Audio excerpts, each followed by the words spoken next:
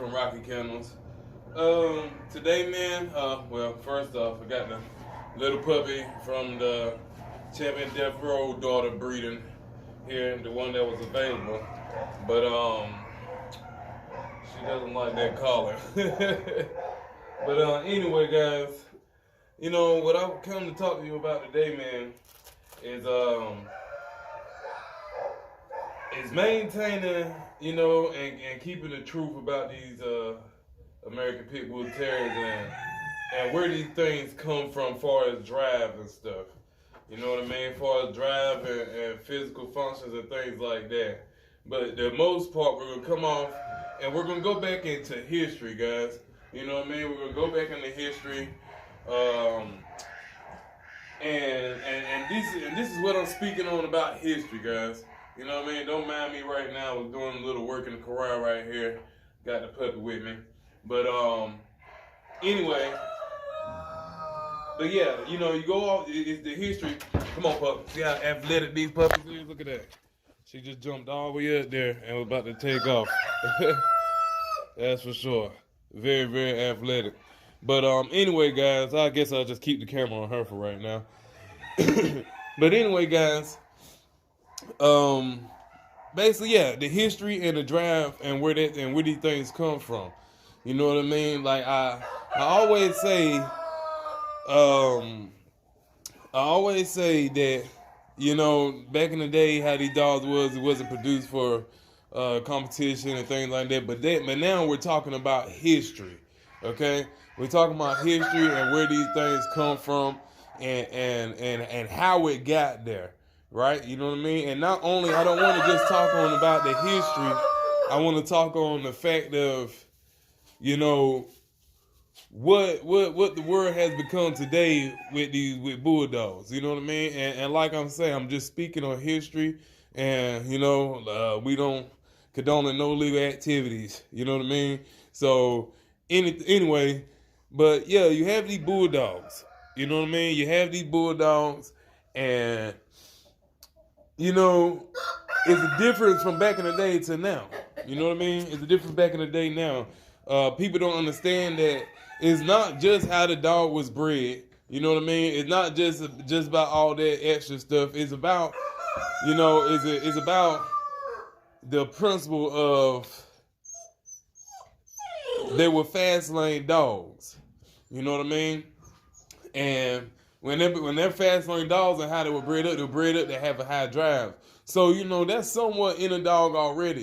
But you can take the dog and do, you know, just line breedings and things like that when over time the dog attitude changes. You know what I mean? The dog attitude changes. So you won't necessarily get good dogs. You won't necessarily, and when I mean good dogs, I mean active dogs. You know what I mean? That's what I call good dogs, or active dogs. You see what I'm saying? Dogs that don't have no chill, dogs that always want to be into something, always want to get somewhere. Attention span is real good when it's needed, but real short when it's needed as well. And when I say when it's needed as well, for real short, is I like a dog that just go walk around, you know what I mean, and want to have so much spunk that she's over here, and that thing you know she's over there. You see what I'm saying? That thing you know she's coming to you or walking around figuring things out, and not just necessarily sitting around. You know what I mean?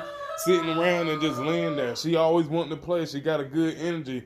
Somebody already acquired the dog. We're just waiting on them to come and get the dog now. You know what I mean? So other than that, though, back to what I was saying, as far as fast lane dogs or just any dog with high drive and where it come from back in the day, that's what you want. You know what I mean? That's what you want to look for. Them the things that you want to see. You see what I'm saying? When you acquire a dog or anything of the sort, or just producing your own dogs, the thing that you need to look for is the stuff that we wanted to see back in the day for the history-wise things. You know what I mean? Another thing is what I want to talk about is maintaining your stock of dogs. You see what I'm saying? When you maintaining your stock of dogs or find something that you like and put something good together, you maintain that stock of dogs and keep they drive up from work work. You see what I'm saying? Every line, every product off there, every generation needs to work. When you get dogs that want to work, and keep producing them dogs together, then you have a better chance of having a actually real bulldog. I had to make sure it was still recorded because I got it backwards. Hey girl, get your head out there. Come on. But yeah. But work. You see what I'm saying? If you know, and that's the thing about line breeding. My phone had cut out, but yeah, guys, that's the thing about line breeding, man. When you line breed dogs, and you know what I mean, you don't get you get it's line breeding and inbreeding and things like that. Yes, you're right. It could be good sometimes. You know what I mean? You're absolutely right. But when you do these things, you know what I mean? It doesn't necessarily mean that your dog is gonna come out like the rest of these dogs, and you know what I mean? Your good dog may not be a good producing dog. You see what I'm saying? So when you do these things right there, you know, it tears it up a tad bit. Don't get me wrong. Yes, it produces good dogs. It does produce good dogs. But what I can say is that I do, you know what I mean, line breed with my trees and stuff, and my Luke Kane stuff, and I've done several inbreeders before, but I'm not really on top of inbreeders like that. But what I can say is, if I got two good producing dogs, and not only producing dogs, but two dogs that's good themselves, you see what I'm saying? Good themselves, and that's what you look for. You look for dogs that's doing real well themselves. A dog can't speak for another dog, just like a man can't speak for another man.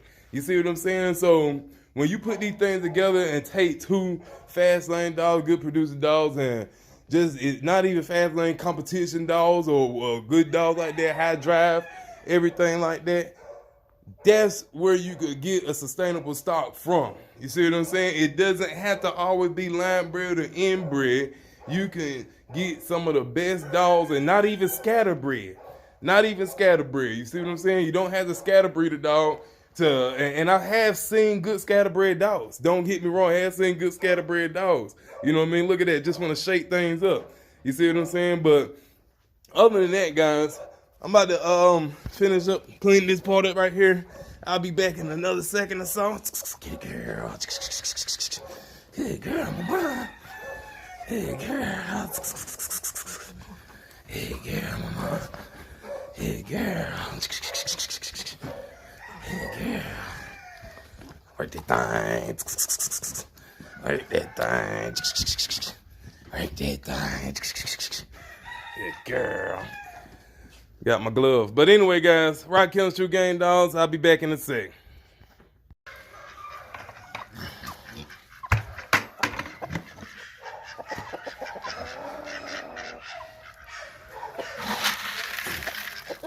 Farmers gotta do what a farmer's gotta do.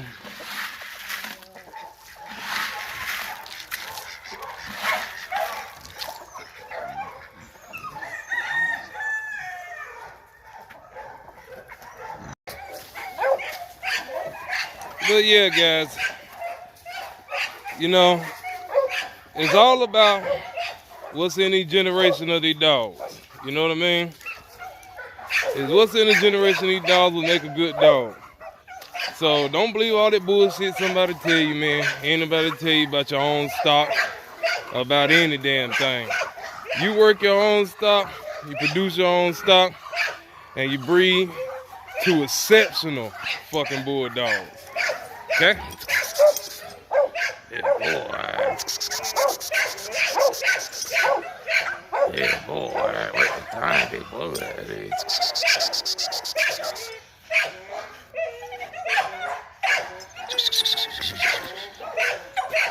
R.k.t.g.d True Game Dogs, man. If you don't like it, you better always love it.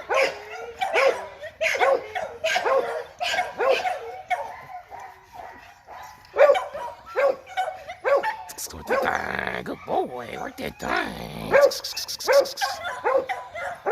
Hannibal Lecter, guys, ears up for stud. Ears up for stud.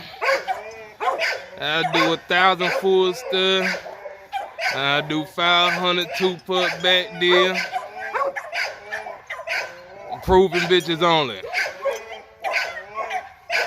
R.k.t.g.d@gmail.com. It will be a yard tour coming up soon, so guys, stay tuned.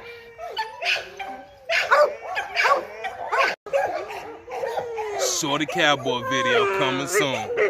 Rocky Kenneth Chica.